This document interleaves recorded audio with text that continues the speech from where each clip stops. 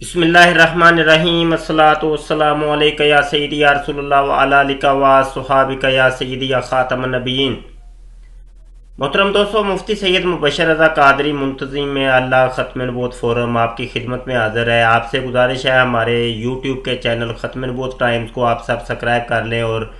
گھنٹی کے بٹن پر کلک کر لیں تاکہ کوئی نئی ویڈیو آئے تو آپ تک پہنچتی رہے۔ جناب، آج ہمیں بات کرنی ہے قادیانی مرزائیوں کے موجودہ خلیفہ مرزا مسرور کے ایک لیکچر کے اوپر، اور جس کو یہ جمعے کا خطبہ کہتے ہیں۔ یہ آپ کے سامنے اس کی ڈیٹ بھی لکھی ہے اور اس کو بھی آپ دیکھ لیں۔ 24 مئی 2019 کو یہ لیکچر دیا گیا، اور یہ لیکچر کافی لمبا ہے، لیکن اس میں سے تھوڑا سا اقتباس آپ کی خدمت میں پیش کرنا ہے اور اس کے اوپر ہم نے تبصرہ کرنا ہے۔ اس پورے لیکچر کا خلاصہ یہ ہے کہ جناب جماعت احمدیہ، یعنی جس کو مسلمان قادیانی اور مرزائی کہتے ہیں، تو ان کے اندر کافی توڑ پھوڑ آج کل ہو رہی ہے، اور قادیانی مرزائی چھوڑ کے اسلام کو قبول کر رہے ہیں، اور ان کے بہت بڑے بڑے مربی حضرات جو ہیں وہ دائرہ اسلام میں داخل ہو رہے ہیں، اور الحمدللہ ختم نبوت فورم کی برکت سے اور ختم نبوت ٹائمز چینل کی برکت سے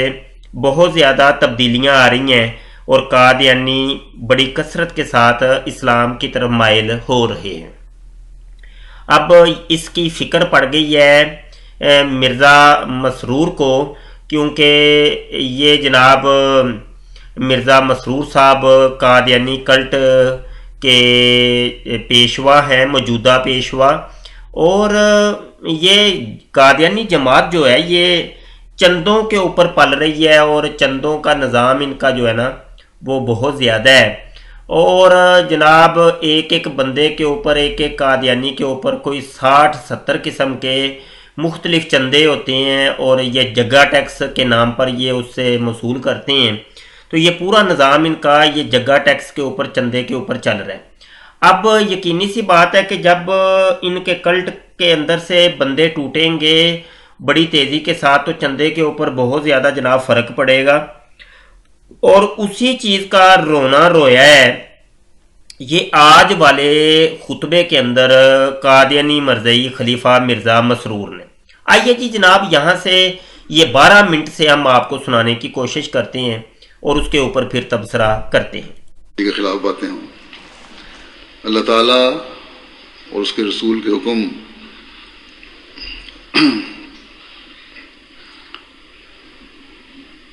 جو ہے، اتنی بار جو اطاعت کا حکم آیا ہے نئے آیات میں، یہ خلافت کے جاری رکھنے کے وعدے کے ساتھ جو آیات ان میں آیا ہے، گویا اللہ تعالیٰ فرما رہا ہے کہ خلافت کا نظام بھی اللہ تعالیٰ اور اس کے رسول کے احکامات اور نظام کا ایک حصہ ہے۔ بس خلافت کی باتوں پر عمل کرنا بھی تمہارے لیے ضروری ہے کہ یہ اللہ تعالیٰ کے حکموں میں سے ایک حکم ہے، بلکہ قومی اور روحانی زندگی کے جاری رکھنے کے لیے مومنین کے لیے یہ انتہائی ضروری چیز ہے کہ اپنے اطاعت کے معیار کو بڑھائیں۔ حضرت صلی اللہ علیہ وسلم نے تو یہاں تک فرمایا ہے کہ جس نے میرے قائم کردہ امیر کی اطاعت کی، اس نے میری اطاعت کی، اور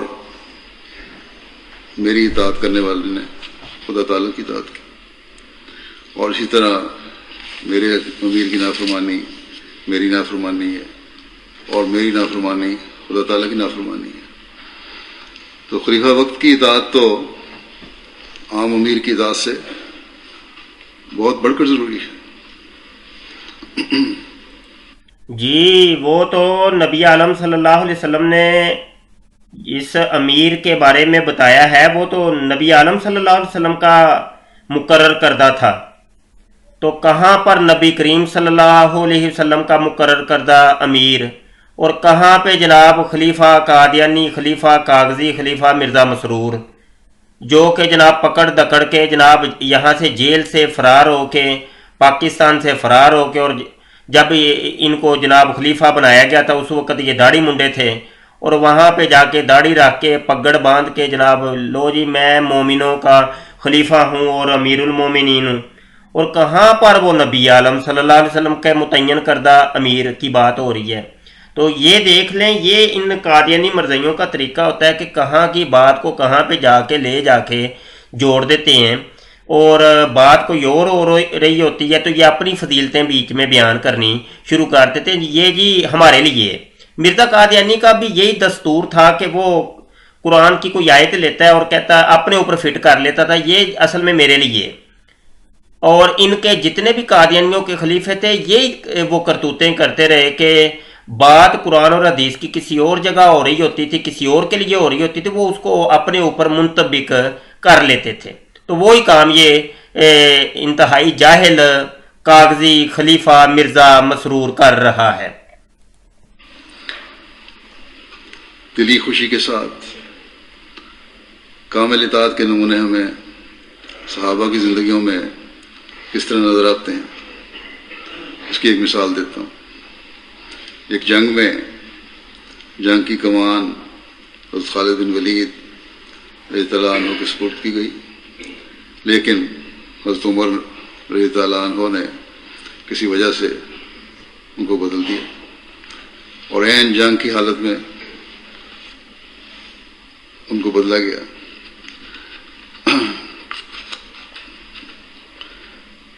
تو بہرحال اس حالت میں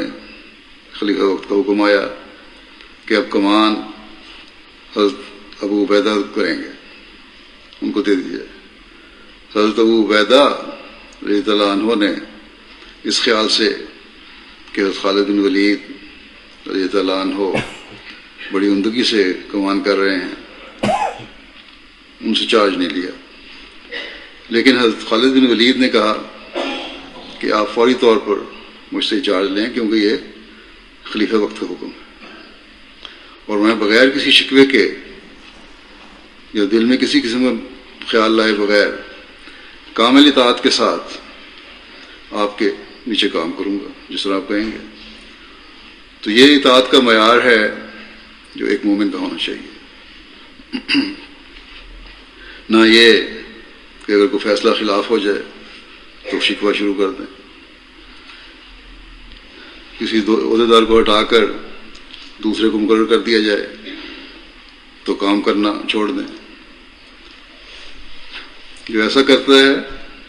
نہ تو اس میں اطاعت ہے، نہ اللہ تعالیٰ کا خوف ہے، نہ تقوی ہے۔ اور مجھے پتہ لگا ہے کہ بعض صدران ایسے ہیں جنہوں نے جون میں اپنے ٹرم ختم ہونے کے سے پہلے نئے قاعدے کے مطابق اس لیے کام چھوڑ دیا ہے کہ اب ہم کیوں کام کریں۔ کیا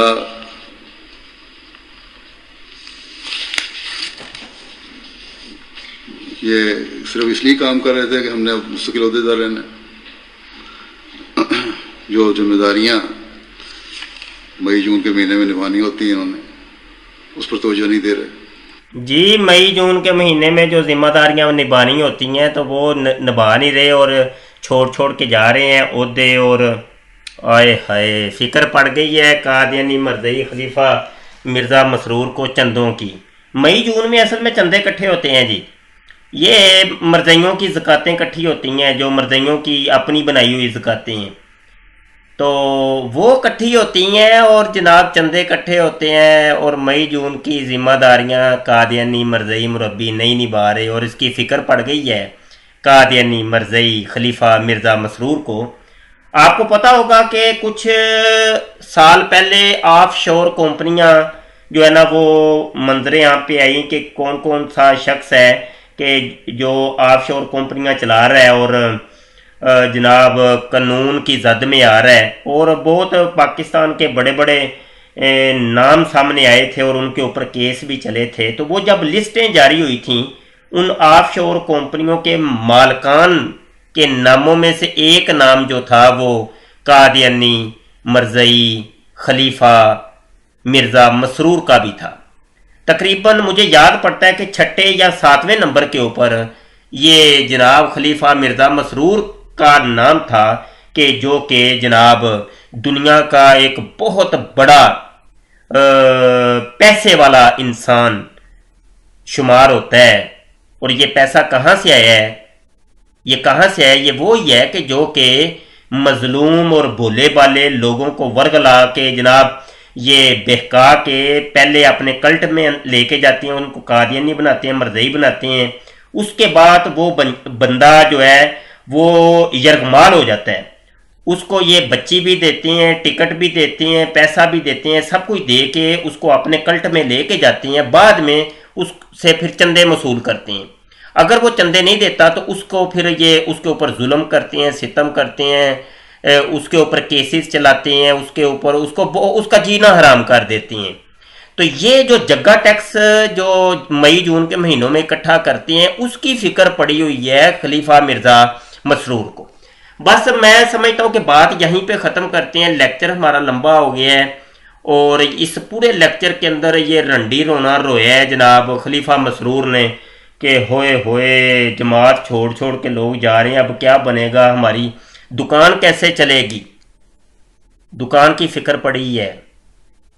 الامان والا فیس. میں یہاں پہ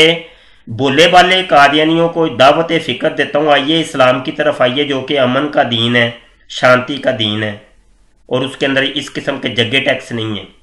اس قسم کے خوف و ہراس آپ کو نہیں ملے گا جس قسم کا خوف و ہراس آپ کو اپنی جماعت کے اندر ملتا ہے. بہت شکریہ جی. السلام علیکم ورحمۃ اللہ وبرکاتہ.